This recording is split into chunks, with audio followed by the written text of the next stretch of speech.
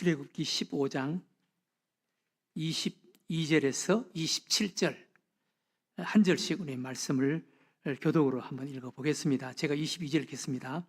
모세가 홍해에서 이스라엘을 인도하며 그들이 나와서 수르 광야로 들어가서 거기서 사흘 길을 걸었으나 물을 얻지 못하고 마라에 이르렀더니 그곳 물이 있어서 마시지 못하겠으므로 그 이름을 마라라 하였더라.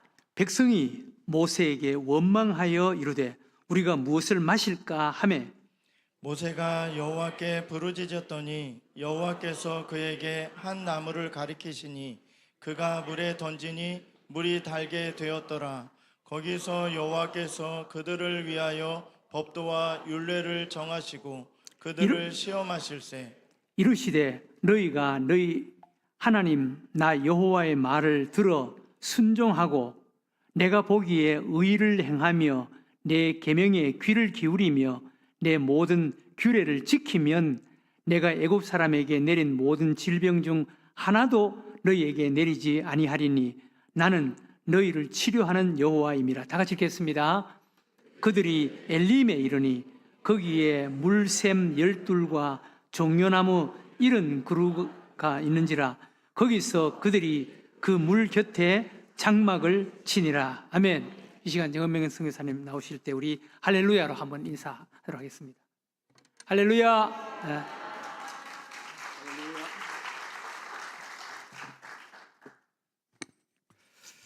할렐루야.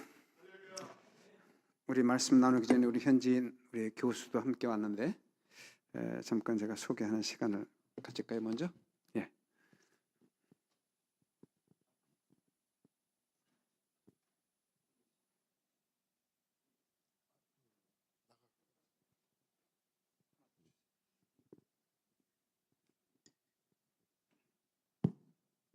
네, 마이크 하나 더 주시고요.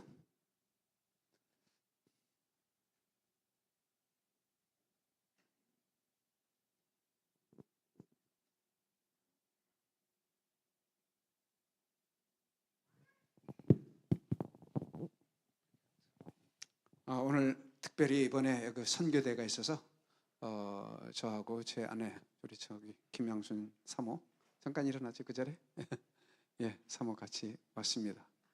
예. 그리고 우리 에merson 교수 저희 신학교 행정처제입니다. 행정처고 그리고 지금 교무와 행정을 같이 함께 보고 있는데 이번에 이제 선교대 저희가 오면서 함께 와서 함께 이제 한국 교회도 좀 살펴보고 또 이렇게 앞으로 교육학 박사기도 하고 또 역사학도 박사인데 이제 한국의 교육과 특별히 우리 브라질과 함께 어떻게 접촉점을 찾을 수 있는지 함께 제가 데리고 나왔습니다. 잠깐 소개하겠습니다. Poderia apresentar a apresentação? Irmãos e irmãs, em primeiro lugar é prazer conhecê-los e conhecê-las. 성도 여러분 안녕하세요. 오늘 이후에 반갑습니다. Esses últimos quase 20 dias que eu estou na Coreia, eu estou impressionado com tudo aquilo que tem acontecido aqui, a organização e a harmonia de todas as coisas. 예, 거의 지금 한국에 온 지 벌써 20일이 되는데 20일 동안 제가 여러 집회와 그리고 선교대를 참석했는데 참 많은 은혜가 있었습니다. 그리고 모든 선교 대회가 은혜 가운데 또 이렇게 조직적으로 잘 운영되는 것을 보고 굉장히 참 제가 감명을 받았습니다. No Brasil, eu sou pastor, professor e diretor do seminário Tel Sul brasileiro. 예, 저는 브라질에서 목사이기도 하고 교수이기도 하고 특별히 남부 신학교에서 행정처를 맡고 있습니다. Uma instituição que tem formado pastores brasileiros, bolivianos, africanos, preparando missionários para compartilhar as boas novas com este mundo que não conhece a Jesus. 예, 특별히 저희 신학교에서는 브라질 사람뿐만 아니라 볼리비아 사람, 파라과이 사람 그리고 아프리카에서 온 그런 여러 학생들을 초청해서 또 그들을 가르치고 졸업을 시켜서 그들의 나라에 보내서 예수 그리스도를 증거하는 그런 리더들을 키우는 학교입니다. Aliás, essa instituição nasceu na década de 90, quando o pastor André chegou ali e teve uma visão dada por Deus que estivesse formando esses pastores que não tinham uma boa formação, pastores leigos que não tinham uma boa formação teológica. 특별히 95년에 저희 신학교가 우리 정 목사님에 의해서 시작이 되는데, 그 당시에 우리 신학교가 시작될 때만 해도 브라질의 그 목회자들이, 준비된 목회자들이 없어서 그들을 준비시켜서 목회를 잘할 수 있도록 그렇게 정신을 가지고 시작을 했습니다. Então eu gostaria muito que vocês pudessem orar por essa instituição, orar pelo Brasil, e é um prazer conhecê-los e conhecê-las. 예, 특별히 브라질을 위해서 기도해 주시고요. 그리고 브라질에 있는 저희 신학교를 위해 기도해 주시고, 브라질에 있는 많은 영혼들이 주님께 돌아오기를 위해서 기도해 주시기 바랍니다. Amém. 아멘. 감사합니다. 예.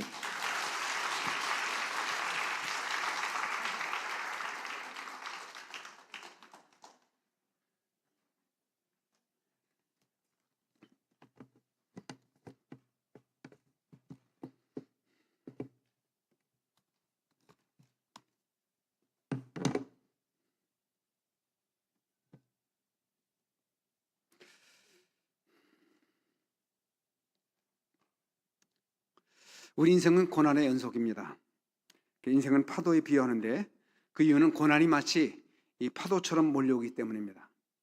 내 주변의 사람들은 다 평안해 보이는데 꼭 나만 어려움을 당하는 것 같아요. 다른 사람 다 문제가 없는데 나만 문제가 있는 것 같습니다. 그래서 인생을 살다 보면 참 예기치 못한 여러 가지 어려운 일들을 직면하게 되는데, 우리가 그 어려움을 당할 때마다 과거에 내가 당했던 그 어려움의 경험, 고난의 경험들이 별로 큰 도움이 되질 않습니다.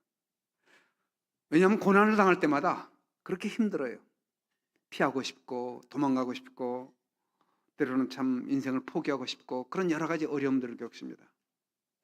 우리가 당하는 여러 가지 어려움의 종류를 보면 참 부채로 인해서 어려움을 당하기도 하고, 수많은 그런 병으로 인해서 또 어려움을 당하기도 해요.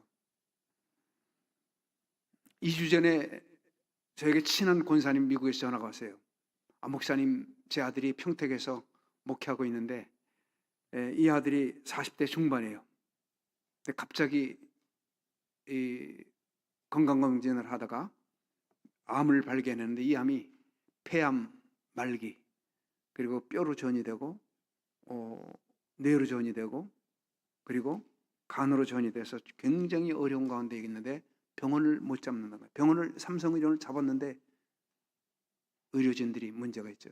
검사해야 되는 문제 있죠. 어마어마한 문제들이 있는 거예요. 급하게 신학교로 전화가 왔어요. 목사님, 신학교 매일같이 새벽기도 있으니까 신학생들하고 함께 좀 기도해 주세요.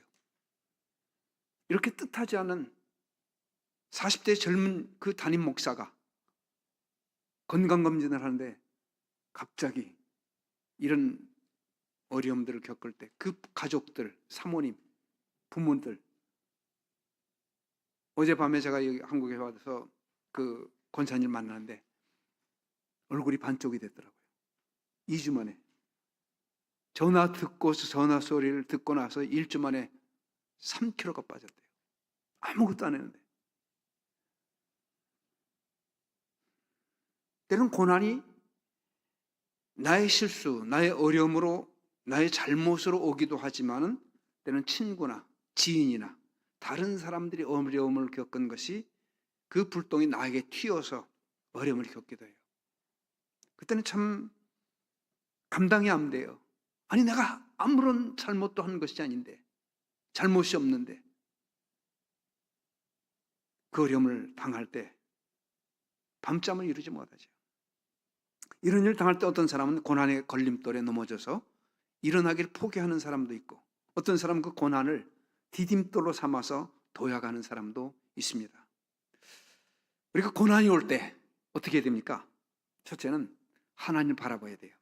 오늘 성경에 보면 이스라엘 백성들이 15장에서 홍해를 건넙니다. 기적이 일어나는 것이에요.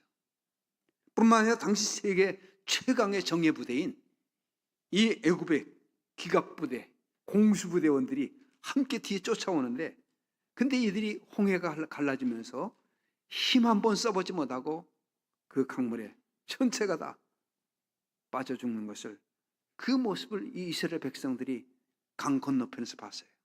얼마나 마음이 뿌듯하겠어요. 이야, 우리가 그동안 수많은 어려움들이 있었는데 참 하나님 대단한 하나님이다. 아마 숨을 쉬지 못할 정도의 대단한 그런 감격이 있었을 것 같아요. 야, 하나님의 능력이 어마어마하구나. 입을 다물지 못했어요. 대단하다. 아마 이런 하나님의 인도를 받아서 가나안 땅에 들어간다면 그들은 두려울 것이 없었고 어려움들이 없을 것으로 생각을 했어요.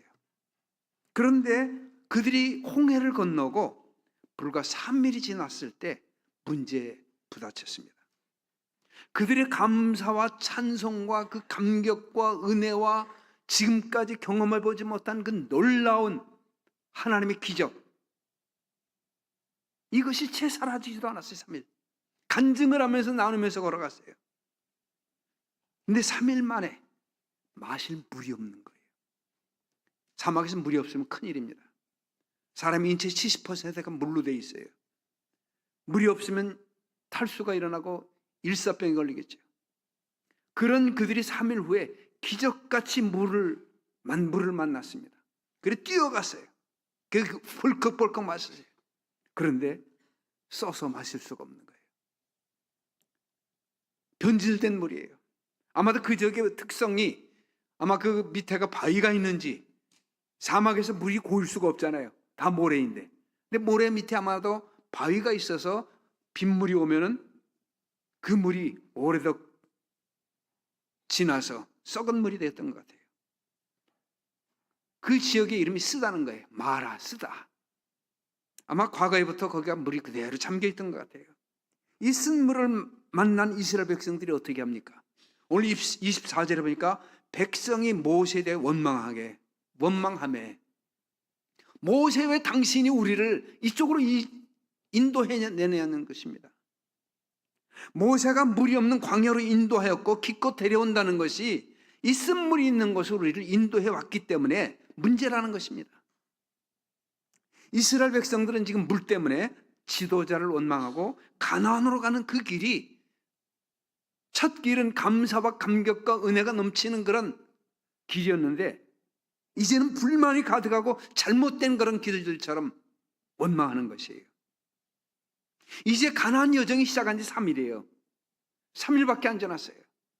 그런데 이때부터 모세에게 원망이 시작이 되어서 이제 모세가 죽기까지 무려 40년간을 문제만 있으면 모세를 원망하는 거예요. 그들이 원망이 습관이 되어서 가는 그 첫걸음이 오늘 이 마라의 사건이에요. 사람들은 이 모세의 일들이 3,500년 전이에요. 3,500년 전이나 우리가 처음 교회가 시작된 것이 예루살렘 교회 2000년 전에 초대 예루살렘 교회, 그 시대나 오늘날 시대는 변했어요. 문화는 변했어요. 그런데 사람들은 똑같아요. 옛날 그 3,500년 전에도 어려움들이 있으면 그 모세에게 대해서 원망하고 시비를 하고 그냥 뭐 우리를 여기서 죽이려고 왔느냐 데리고 왔느냐 이런 얘기를 하잖아요. 그런데 예루살렘 교회 어땠어요? 그들이 유무상통하는 교회였어요. 은혜를 받고 나니까 집에 있는 문서들을 가져오고 그리고 집에 있는 밭들을 팔고 모든 것이 교회에 가지고 와서 가난한 사람들 나눠서 유무상통했어요. 그런데 가만히 보니까 사도들이 구제품을 나눠주는데 히브리파 사람들이 히브리파 가난한 사람들을, 이 과부들을 더 많이 주는 것 같아요. 그래 헬라파에 있는 사람들이 헬라에서 온 이런 이민자들이, 과부들이 봤으니까 또 그들의 지도자들이 보니까 이 사람들이 차별대하는 것 같아요. 그때부터 또 원망을 하잖아요. 아니 이럴 수가 있습니까? 성령 충만한 우리가 선생님이, 목사님이 우리를 이렇게 차별대할 수 있습니까? 그때부터 파가 나오기 시작해요. 헬라파, 히브리파. 오늘 21세기 살아가는 여러분들은 교회를 주도적으로 하다 보면, 교회를 앞장서다 보면 욕을 먹게 돼 있어요. 원망을 듣게 돼 있어요. 오해를 사게 돼요. 그러면 그냥 이거 도저히 못해 먹겠다.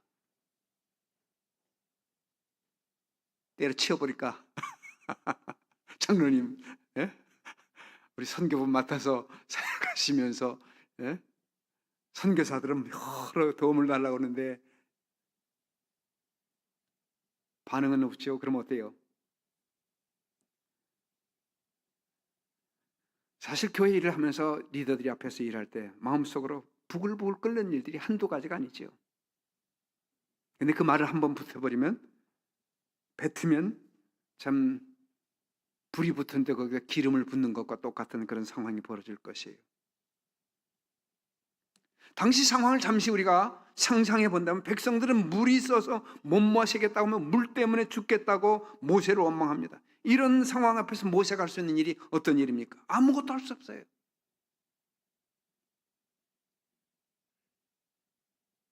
모세는 처음에 하나님이 그를 불렀을 때부터 하나님 앞에 엎드렸어요. 하나님이 모세를 부를 때, 모세야 모세야, 내가 너로서 민족의 지도자를 삼아서 저 애굽에서 참 너의 생활은 저들을 이끌겠다. 하나님, 저는 못합니다.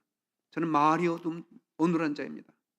그도 그럴 것이, 여러분 40년간을 양하고 함께 지내면 말을 잊어버려요. 양의 소리는 들어요. 제가 이 신학교 초기에 방공포로 출신 목사님, 한국에서 56년도에 브라질로 오셨어요. 브라질로 56년도에 와가지고 56년도에 브라질 신학교에 들어갔어요. 56년, 66년, 76년, 80년, 96년. 제가 96년에 이분을 만나 40년 만에 딱 40년에 만나가지고 우리 교회, 우리 신학교를 시작하면서 좀 도와주세요 하면서 저희가 초대 학장으로 초청을 했는데, 이분이 한국말을 잊어버렸어요. 한국말이 여기까지 나오는데 밖으로 안 나오는 거예요. 그 한국말을 하려면 통역을 통해서 설교를 해야 돼요. 한국 사람이에요.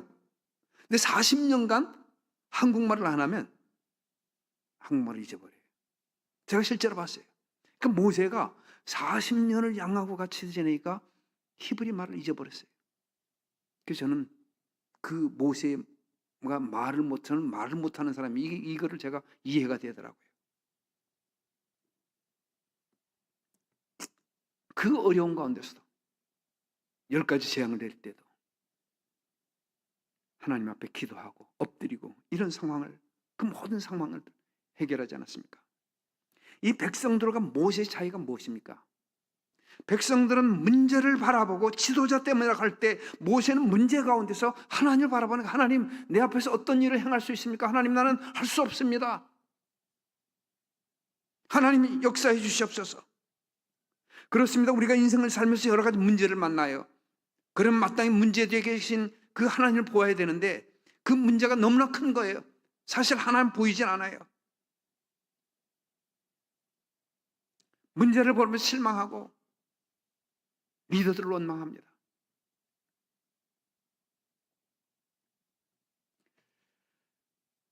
참 우리 속에 일어나는 모든 문제는 우리가 스스로 해결할 수 있는 범위 밖에 있는 것들이에요. 우리 힘으로 해결할 수 없는 것들이에요. 진짜 문제는 그런 상황을 만났다면 마땅히 하나님 바라보고 그분께 맡겨야 되는데, 우리가 신앙이 있다고 해도, 신앙이 있는 것 같은데 막상 문제도 봉착하면 그게 신앙이 나타나질 않는 거예요. 올해 1월부터 2월까지 브라질에 비가 어마어마하게 내렸어요. 보통 1, 2월에 비가 많이 내질 않아요. 적당히 내렸다가 2월 한 중순 정도부터 비가 오는데, 올해는 1월 중순부터 비가 쏟아지기 시작하는 거예요. 상파울에. 그래서 온 수많은 지역들이 침수가 되고 축대가 무너지고 차들이 뭐 수백 대가 잠겨서 그냥 둥둥 떠다니고, 이런 게 TV에 나오는 거예요. 근데 2월 중순에 제가 신학교에서 운전해서 상파울까지 한 45km 정도 거리예요. 저희 신학교가. 그래 이제 고속도로에서 달려나가 한참 나오는데 제 핸드폰이 울리는 거예요. 그래서 전화를 받으니까 NGO 사역자예요. 목사님, 큰일 났어요. 축대가 무너졌어요. 그래서 웬일인가 하고 물어보니까 비가 지금 한참 오고 있었어요. 오는데 그 물살에 축대가 토합을 견디지 못하고 그대로 무너졌다는 거예요. 무너져가지고 이 컴퓨터실을 덮쳤다는 거예요. 그래서 그럼 컴퓨터실에 지금 몇 대가 성하냐니까 몇 대가 성하다는 거예요. 그래서 그럼 빨리 교회로 옮겨놔라. 왜냐면 컴퓨터 14대가 있었어요. 컴퓨터 14대를 옮겨놓고, 그리고 이제 제가 쌍포를 갔다 와서 보니까 와, 7m 높이에 21m 길이, 큰 뭐 21m니까 한 저 정도 돼서 이 정도 되죠. 그런 축대가 이 정도 높이에 이런 높이에 이게 완전히 그냥 넘어진 거예요. 토사가. 이 정도가 토사가 이 일대가 다 토사가 번복이 돼버린 거예요. 그게 가만히 쳐다보니까 한심한 거야. 야, 큰일 났구나. 이거 어떻게 되냐 이거. 비는 그냥 홍수가 어마어마하게 내리죠. 손도 댈 수가 없어요. 그럼 토목 기사를 이제 비가 좀 멈추고 나서 불러봤어요. 야, 이거 어떻게 했으면 좋겠습니까? 물어보니까 목사님, 이 어마어마한 7m 되는데 또 쌓아봐야 또 넘어집니다. 밑에 파일을 박으라는 거예요. 근데 브라질 같은 경우 파일을 박으면 엄청 비싸요. 그 파일 박는 비용이 얼마나입니까? 얘기를 해주는데 거의 뭐 1,500만 원, 2,000만 원 그래. 어이구야, 이건 뭐 감당이 안 되는 거예요. 그거 어떻게 파일을 박겠어요? 못하지. 그 다른 사람을 불렀어요. 그때 목사님 거기다 또 다른 방법을 쓰자는 거예요. 그것도 마찬가지 1,000만 원. 안 되는 거예요. 그 뭐 비는 내려오니까 손을 못 대는 거예요. 그리고 나서 비가 이제 조금 2월 중순 넘어가면서 한 달 이상 넘어가서 다른 분을 부른 거예요. 불러가지고 보니까 다른 분들은 다 치우고 파일을 박자고 거기다 기둥을 세우지 않는데 이분들은 좀 다른 거예요. 와서 목사님, 이거를 하면 돈이 많이 듭니다. 어차피 돈이 많이 드니까 이 토사를 그냥 놔두고 그 위에다 그냥 집처럼 쌉시다 이렇게. 싸가지고 그리고 좀 그 위에다가 다시 건물을 올릴 수 있도록 그렇게 하는 것이 봤을 땐 아주 경제적일 것 같습니다. 가만히 저도 쳐다보니까 그래, 어차피 이 토사를 치우는 것도 일이고 거기다가 또 올리는 것도 일이야. 그래서 토사를 그대로 이용해서 그러면 축대를 그대로 쌓자. 그렇게 해서 결정을 했어요. 그리고 이제 한국의 우리 교회들의 동기 목사님들 한 15개, 20교회 정도 해서 한국 교회가 어려우니까 한 구자 100만 원만 해서 한 1,500만 원 정도면 이걸 올릴 수 있을 것 같아요. 그래서 한 구자 운동해갖고 보냈어요. 한 달이 지났는데 아무도 소식이 없어요. 요번에 와가지고 이제 설교하면서 설교하는 교회 가서 한국 교회는 그래요. 아무리 편집을 해도 딱 한 개가 왔어요, 반응이. 근데 와서 이제 제가 PPT 오늘 잊어버렸는데 이제 설교 후에 한번 PPT 보여드릴게요. PPT를 한번 보여주면서 아, 저렇게 됐구나 하고 나니까 네 교회가 아, 목사님, 저희가 헌금하겠습니다. 설교하고 나면 그 교회들이 헌금을 하겠습니다. 근데 이걸 어떻게 하겠어요? 그대로 놔두면 지금 그 윗집에서 1m 50까지 가서 집 한 차가 있는데 앞에서 막 이제 넘어오는 거예요. 그러니까 빨리 처리해 줘야 되는 거예요. 근데 이게 고민이 되는 거예요. 어떻게 시작합니까? 어느 날 기도하는 거예요. 아침마다 기도하는데 어느 날 30년 동안 수많은 어려움들이 있었는데 그 30년 전에 저희가 신학교 처음 시작할 때 언어로 1에서 10이면 유치원 수준의 언어를 가지고 제가 600불의 후원을 받고 시작할 때 600불의 후원을 받으면서 신학교를 시작했어요. 조그마한 강단 많은 우리 교회 안에서 하나님, 수많은 사람들이 그 당시에 150만 명이 1년에 돌아올 때예요. 교회를 세우면 교회가 부흥되는 때예요. 1년에 150만 명이 돌아오면 이 광명시가 몇 만이니까 목사님? 대충 30만. 광명시에 5개에 사는 사람들이 1년에 가톨릭에서 개신교로 들어오는 어마어마한 숫자예요. 그게 시골 말고 대도시 상파울 안에서. 그러니 교회만 세우면 그냥 막 부흥이 되는 거예요. 막. 그럴 때인데 하나님이 내게 야, 교회가 이렇게 부흥되는데 사역자가 99.9%가 평신도예요. 오늘같이 저녁 때 장로님 나오세요. 집사님들 나오세요. 내가 성부와 성자와 성령의 이름으로 목사로 안수하는 단목사예요. 신학교 안 나오대요. 그러면 장로님이 또 나가서 1년 만에 내가 성부와 성자와 성령의 이름으로 목사로 안수하느라 집사님들 안수 세워. 각 부장들 또 성부와 성자의 성령의 이름으로 세례를 주느라.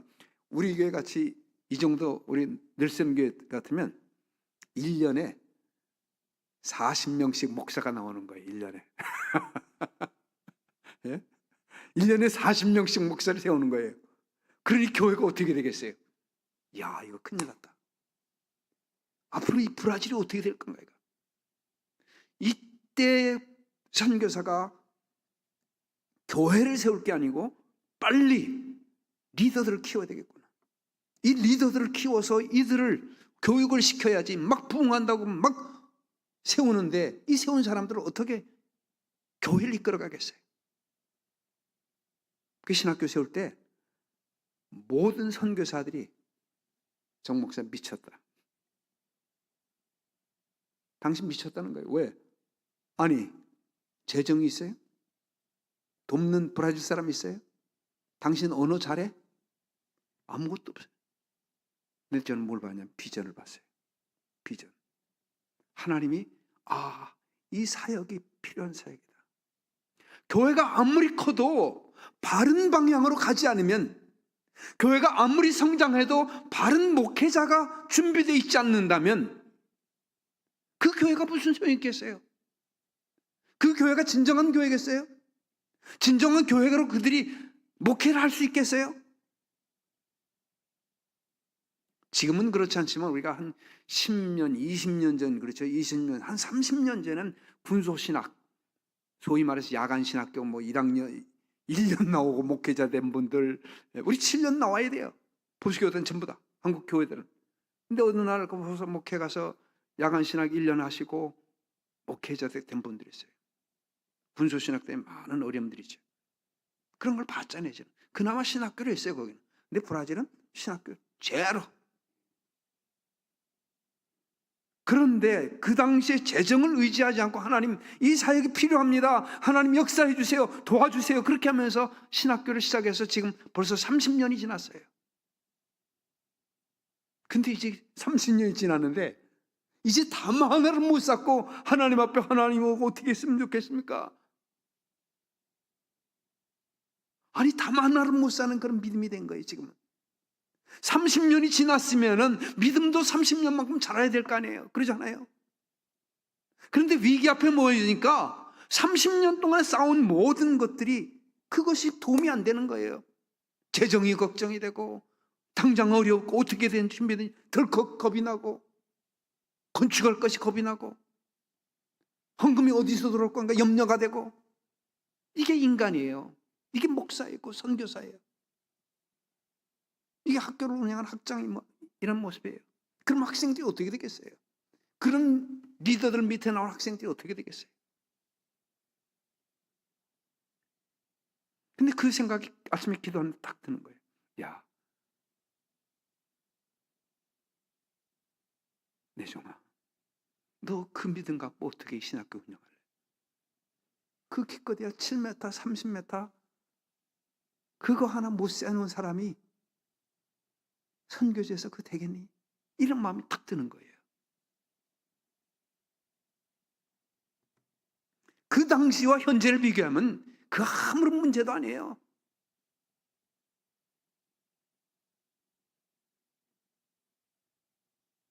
이 사설 설교를 마치고 제가 동영상을 보여드릴게요. 저 신학교 규모가 지금은 학고방이 아니에요. 이렇게 요 강단만한 학고방에서 시작했는데 지금은 대학교가 됐어요. 대학교가. 어마어마한.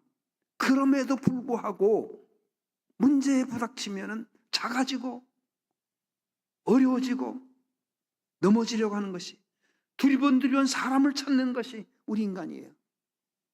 내 도움을 누가 줄 건가? 자꾸 기대고 싶은 거예요. 어디?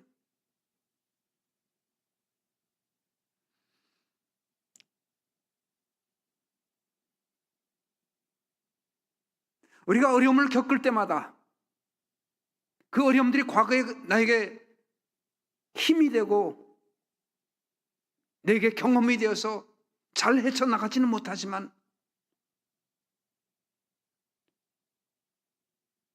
그 문제를 해결해 주셔서 그 문제를 위해 뒤에 계시는 그 하나님을 볼 수 있는 그 믿음, 하나님을 바라볼 수 있는 그 믿음, 그 믿음이 매 순간순간마다 나와야 돼요.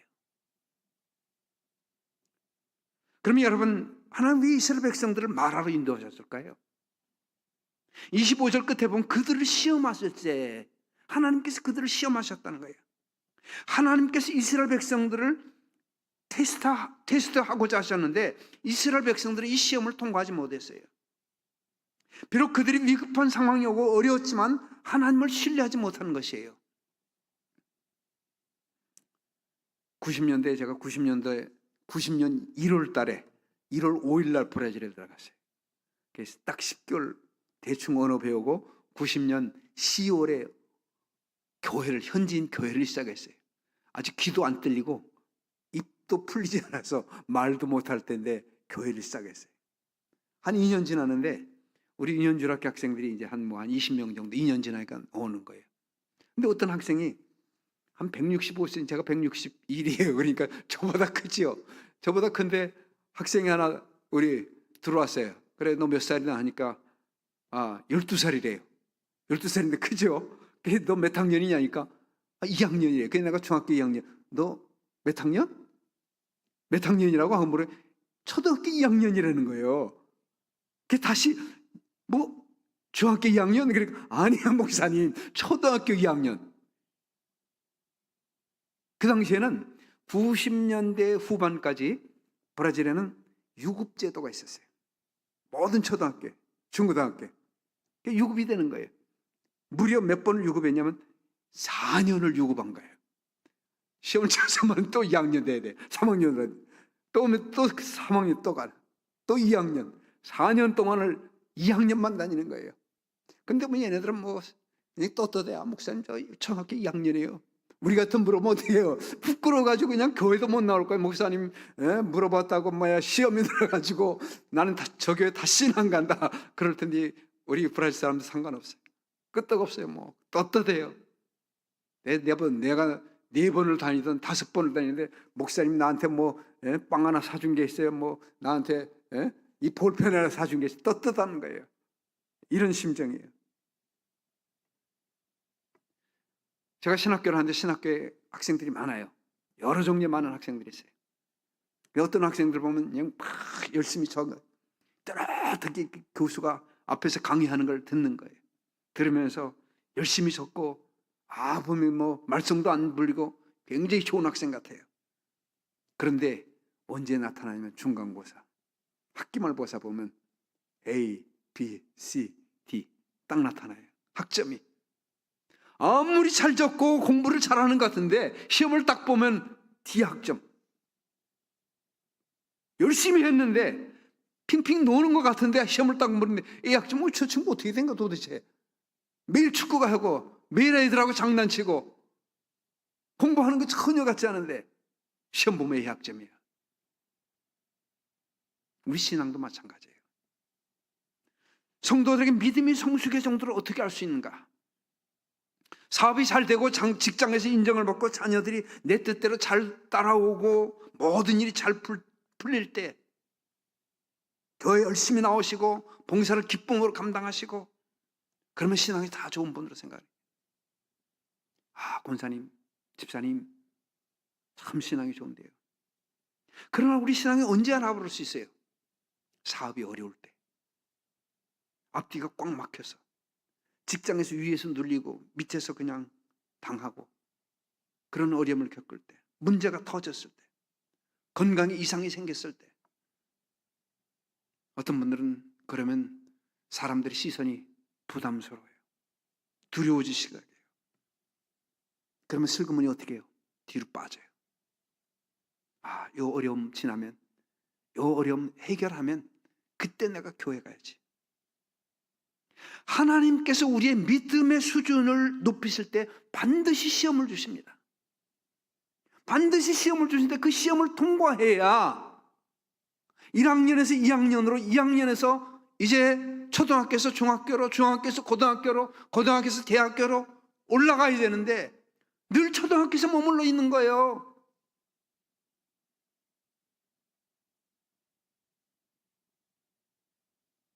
우리가 시험을 당할 때 주님께서 우리에게 기뻐하라고 그랬어요. 왜? 하나님이 내게 그 시험을 통해서 업그레이드 시켜주려고 그러잖아요. 축복을 주려고 하시잖아요. 그 시험을 잘 통과해야 하나님께서 준비하신 놀라운 것들을 우리가 받을 터인데 그 앞에서 넘어지는 거예요. 그런데 시험은 하나님도 주시고 사탄도 합니다.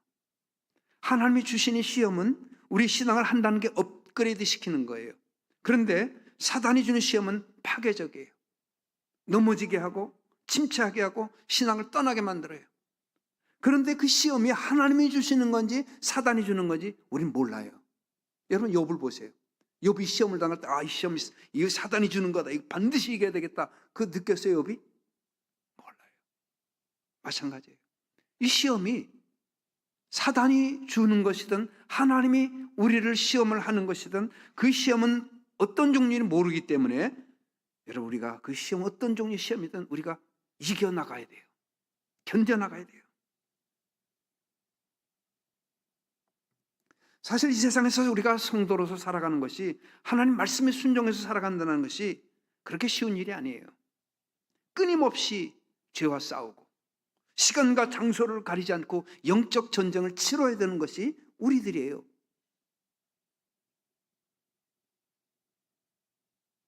시험 가운데 우리가 말씀이 들리지 않아요. 약속의 말씀도 우리가 들리지 않아요. 이것이 오늘 저와 여러분의 마라 앞에 섰을 때 모습이에요. 그렇지만 여러분 기억하십시오. 마라에서 일어난 일은 하나님께서 이스라엘 백성들을 훈련시키는 시험입니다. 오늘 여러분이 당하는 시험에 승리하시기를 주 이름으로 축원합니다. 여러분이 어떤 시험을 당하고 있어요? 그 시험에서 승리하시길 바랍니다. 오늘 25절에 보니까 모세가 여호와께 부르짖었더니 여호와께서 그에게 한 나무를 가리키시니 그가 물에 던지니 물이 달게 되었더라. 모든 문제의 해결은 여호와 앞에 엎드린 일에서 시작되는 것을 잊지 말아야 합니다. 우리가 신구약 성경에 막론하고 모든 성경에 나오는 인물 중에서 하나님께 부르짖어서 하나님께 외면을 당한 사람이 아무도 없습니다. 누구든지 하나님께 전심전력으로 부르짖으면 하나님 반드시 응답하세요. 왜냐하면 하나님 졸지도 않고 주무시지도 않는 분이기 때문이에요.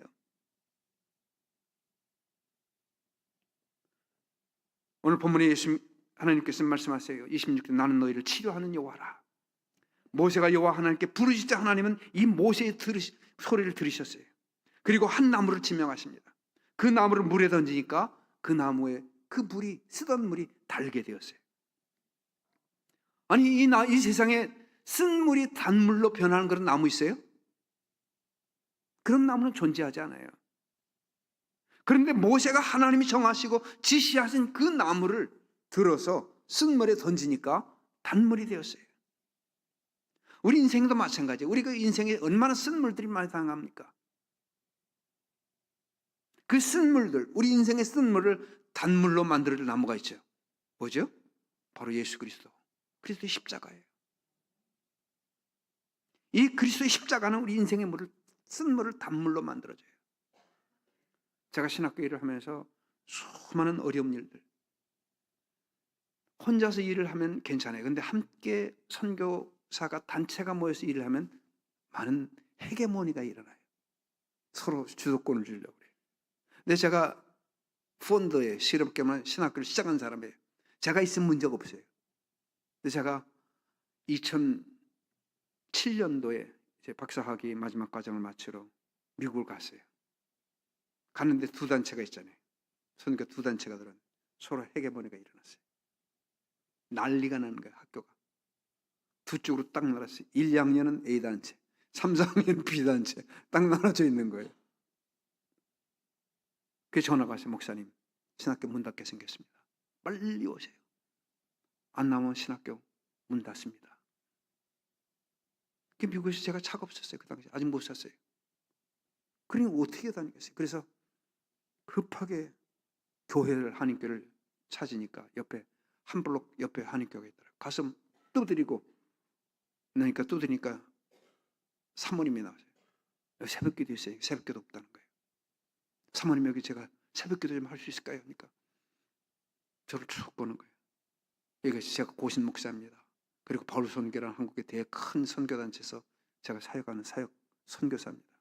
제가 급한 일이 있어서 꼭 기도를 하고 싶은데 새벽에 문 좀 열어줄 수 있어요? 그러니까 목사님 그러면 내일부터 우리 목사님은 밤늦게 주무시기 때문에 새벽 기도를 못 인도한다는 거예요. 목사님이 인도할 수 있어요? 그래서 예, 제가 인도하겠습니다. 그래서 새벽부터 나가서 사모님 두 분들, 그 교회 사모님 30사람, 아내 이렇게 둘이 앉혀놓고 새벽에 똑같이 찬양하고 설교하고 기도에 마치고 기도하는 거. 하나님 어떻게 합니까? 하나님 콧물이 범벅이 돼서 기도하는데 일주일 딱 기도하는데 제 마음에 그런 마음을 주신 거예요. 이 신학교가 네 신학교니? 이 신학교가 네 신학교니? 이 마음이 탁 드는 거예요. 그래서 제 마음속에 지금 브라질에서는 안 내면 당장 신학교가 폐쇄된다는데 난리가 났는데 마음속에 기도 한참 울면서 기도하는데 하나님 지금 이 학업 등록을 해가지고 학업이 시작도 안 되는데 이제 다음 주면 이제 학기가 시작이 돼야 돼. 마지막 학기가. 근데 어떻게 내려가겠어요? 그런데 딱 두 번 들리는 이 학교가 네 학교니. 그 순간에 기도가 나오는 거예요. 하나님 그렇죠. 이 학교 제 학교 아니죠. 그럼 이 학교 누구 학교니? 그렇지, 예수님 학교죠. 근데 네가 왜 이렇게 염려하니? 왜 이렇게 두려워하니? 그래 그때부터 기도하면서 하나님께 맡긴 거예요. 하나님, 예수님, 당신이 이 신학교의 학장입니다. 저는 종입니다. 이 신학교를 문 닫게 하셔도 하나님이 다스치는 거고 열어도 하나님이 역사하시는 겁니다. 하나님 해결해 주세요. 예수님이 이 신학교의 학장이십니다. 그리고 이사들한테 전화를 했어요. 전화를 해갖고 이사회를 모여서 이야기를 하고 그리고 그 일이 9월 초에 내렸는데 11월 중순에 내려가 봤더니 학교가 완전히 그냥 망가져 있어요. 2달 반 만에. 그래 내려가서 문제 일으킨 교수들 다 잘라버리고 문제 학생들 다 잘라버리려고 아침에 나가 새벽에 큰장 기도하는데 하나님이 내게 보여주는 게 십자가예요. 십자가를 딱 마음에 보여주시는 거였어요. 그럼 목사님 하나님 왜 십자가를 보여주실까? 이 십자가가 뭔가 의미가 뭐지? 내가 십자가를 어떻게 하라는 건가? 그렇게 기도하는데 제가 칼을 갖고 내려왔어요. 칼을 2개를 갖고 왔어요. 장검을. 하나는 교수들, 문제 교수들 다 잘라버리고 다른 칼 하나는 문제 학생들 다 잘라버리고 2개의 큰 칼을 가지고 내가 미국에서 내려왔었어요. 그런데 내게 십자가를 보여주는 건 칼을 묻으라는 거예요. 십자가 밑에. 그렇게 해석을 했어요. 제가. 그래. 내가 칼을 휘둘 게 아니라 주님이 내게 십자가를 보여주는 것은 십자가로 용서하라는 거구나. 그래서 그날 바로 새벽기도 끝나고 나가서 교수들을 불렀어요. 내가 여기 내려올 때는 칼을 2개를 갖고 와서 우리 당신들을 다 잘라버리려고 사실 내려왔다. 근데 오늘 아침에 하나님에게 십자가를 보여주신다. 묻으라고 하신다. 사실 여기 왔을 때는 재판을 하려고 내렸어요. 잘못이 누구 잘못인지, 왜 이런 일들이 일어나는지, 어떻게 되었는지 그 모든 문제들을 샅샅이 듣고서 재판을 해서 자를 사람 자르고 할 사람은 하고 세울 사람 세우고 나가야 되는데 오늘 내가 묻지를 않겠다 이 문제. 왜? 하나님께서 내게 십자가를 보여주시고 십자가 밑에 묻으라고 말하는데 내가 어떻게 그 문제를 가지고 다시 또 그 모든 문제들을 얘기하고 재판관이 되어서 듣고 그 모든 걸 또 행하겠는가? 내가 오늘 십자가에 다 묻겠다. 십자가에 묻었어요. 그리고 채플 시간에 다시 기도한 거예요. 채플 시간에 제가 채플 시간에 올라가서 딱 쓰면은 완전 사령관입니다. 누구 하나 일어나서 화장실 가면 앉아.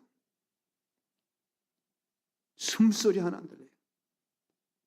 딱 올라오면 완전히 그냥 조용해요. 그런데 올라와서 딱 보니까 다 썩은 눈들이에요. 흐물흐물해요. 그렇게 설교하다가 그랬어요. 야, 이런 신학교는 문 닫아야 된다. 만약에 하나님께서 이 우리 다윗과 같은 사람 한 사람이 우리 신학교 안에 있다면 그 한 사람을 위해서 내가 교수들 10명, 20명을 투자할 수 있는데 그 한 사람이 안 보인다.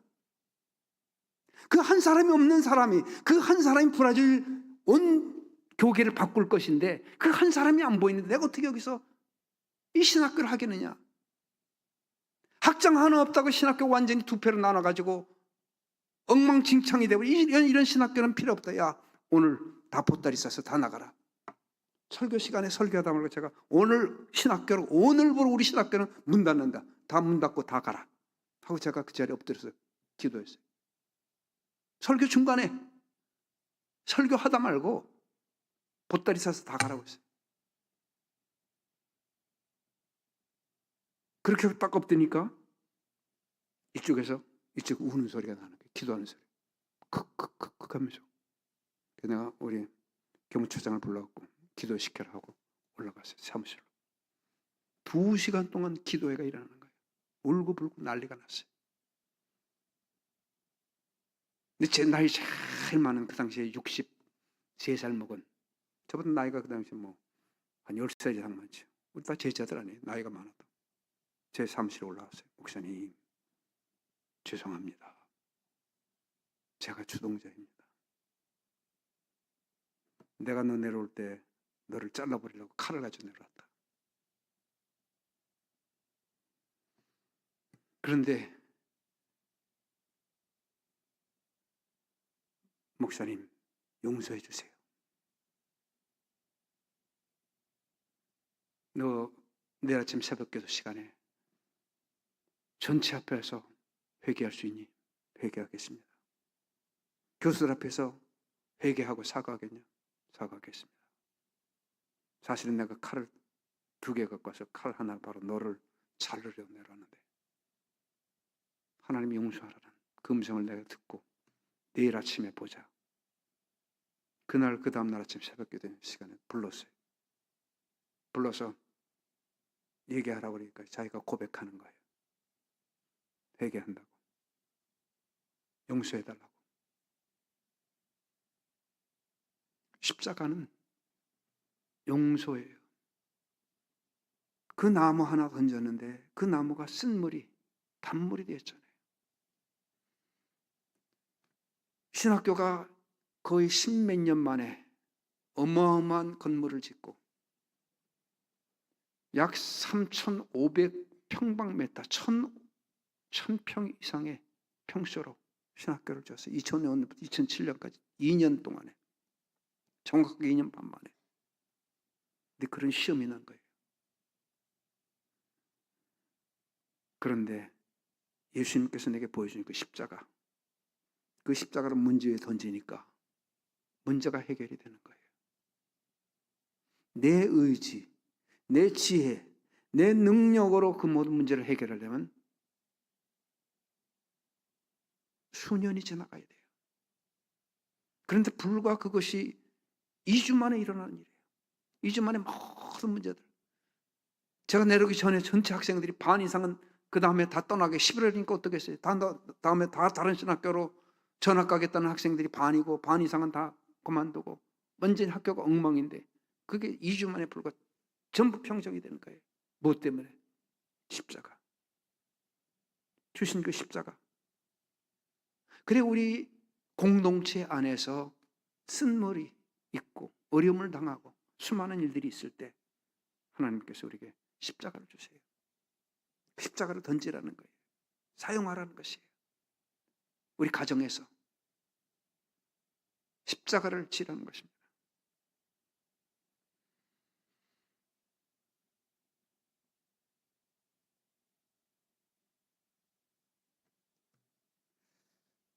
오늘 27절에 보니까 그들이 엘림에 이르니 거기 물샘 열둘과 종려나무 70그루가 있는지라 거기서 그들이 물 곁에 장막을 치니라. 하나님이 이스라엘 백성들이 마라의 쓴물을 주시고 그 하나님의 능력을 체험하시게 하신 후에 그들이 시험을 잘 통과했더니 얼마 지나지 않아서 금방 하루길이에요. 하루길 사이에 샘물이 무려 거기에 12가 종려나무 10개, 예? 어마어마한 숫자, 샘물이 70개, 70그루. 오아시스죠, 오아시스. 하나님이 이스라엘 백성들이 주신 보너스예요. 시험을 다 통과하고 나니까 하나님께서 보너스를 허락하셔서 진짜 샘물 12개, 각 지파에 하나씩, 그리고 70개 그 오아시스 종려나무가 있어서 위에 그 구름 기둥이 있고 밑에 상상하려 보세요. 예? 밑에 오아시스가 쫙 있는 그 밑에서 피크닉, 예? 피크닉을 와가지고 온 사람들이 거기서 쉬는 그 모습, 얼마나 참 큰 보너스가 은혜인지 모르겠어요. 오늘 제가 이 말씀을 이렇게 브라질에서 준비하고 오면서 생각해 보니까 제가 그동안 많은 어려움들을 겪었어요. 30년, 35년 동안. 근데 최근에 하나님께서 제게 큰 인생의 보너를 주셨어요. 이 팬데믹 기간에. 팬데믹 전에 한참 벌써 한 5년, 10년 전부터 저희가 이제 바울 선교회인데 뭡니까? 전주 안디옥 교회에서 저 세네갈, 서부 아프리카죠. 서부 아프리카에 1억을 보냈어요. NGO 사역을. 정부하고 어떤 사역 프로젝트를 하라고. 그런데 그 정부하고 프로젝트가 안 됐어요. 결렬이 돼서 그 2, 3년 후에 다시 전주 안디옥 교회에 다시 본부로 돌아왔어요. 3년 후에. 그리고 나서 몇 년 동안 그게 전개하는 거예요. 근데 저희가 선교사가 약 490명이에요. 정확하게 86명이에요. 약 300가정이에요. 300가정인데 누구에게 줘야 될 텐데 약 8천만 원씩 1억 정도를 줘야 되는데 누구를 300가정 가운데 누구를 주겠어요? 근데 저희가 이 팬데믹 전부터 신학교 바로 밑에 현지인 선교사 훈련원을 만들어 땅을 부지를 사놓은 게 있어요. 부지를 사놓고 그동안 2005년도에 샀으니까 거의 뭐 한 10년, 20년 가까이, 거의 18년 가까이 만지지를 못했어요. 그러다 팬데믹 전에 제가 불도저를 통해 다 정리를 해놓은 거예요. 근데 저희 본부장이 와서 보고 목사님 여기 뭐 하려고 그러세요? 그래서 제가 여기다 현지인 선교사 훈련원을 지으려고 합니다. 하니까 목사님 얼마나 들어요? 제가 1억이면 됩니다. 깜짝 놀라요. 얼마나 크긴데요? 200평. 200평이 1억 지을 수 있어요? 한국에서 1억 우리 200평 지으려면 얼마나 들어야 돼요? 보통 한 평에 얼마예요? 1,000만 원? 2,000만 원? 곱하기 200, 그죠? 어마어마한 숫자잖아요. 근데 1억에 제가 짓습니다. 믿질 않은, 진짜 지을 수 있어요. 진짜 짓습니다. 그래서 그걸 6개월 동안 기도하면서 팬데믹 때 제가 따왔어요.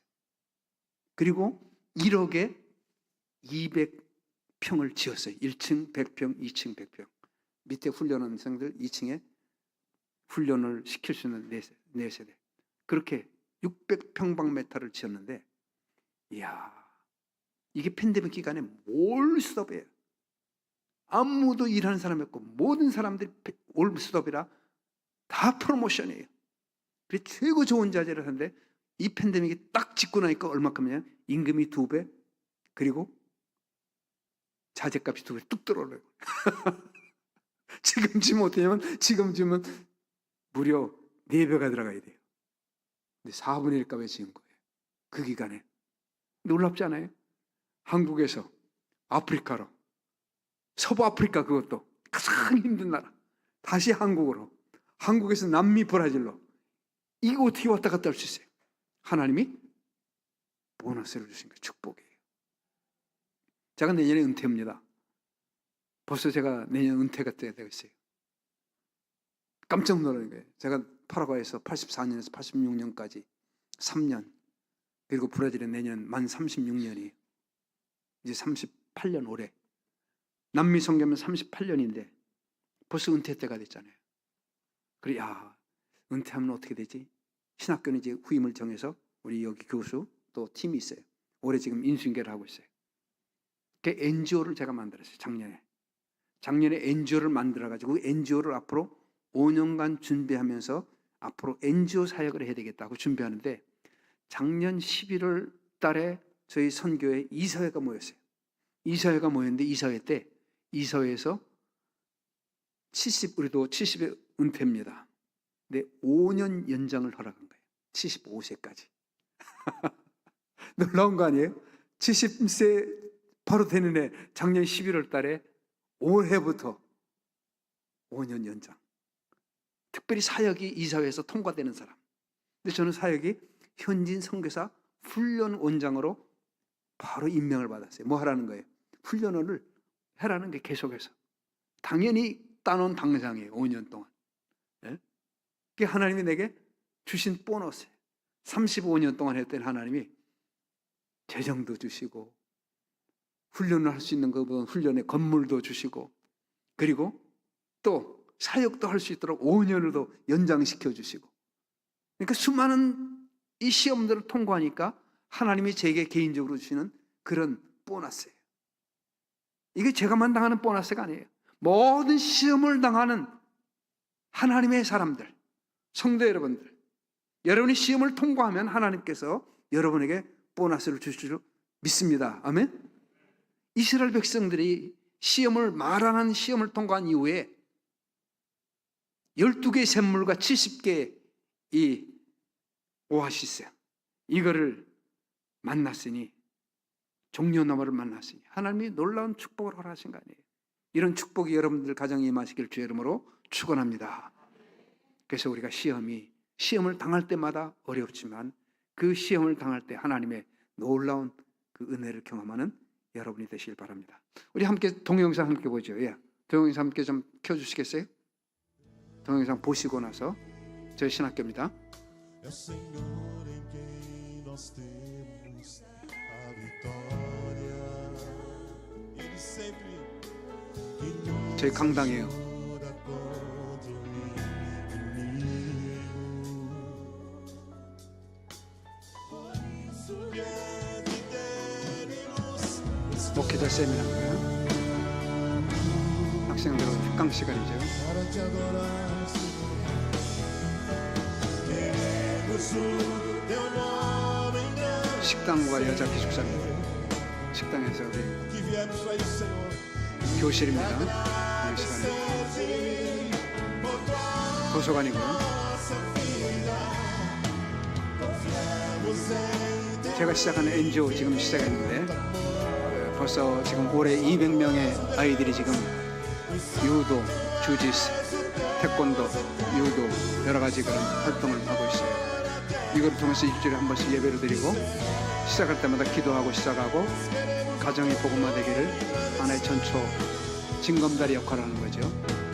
Queremos o teu nome engrandecer, sim, engrandecer e agradecer-te por tua nossa vida.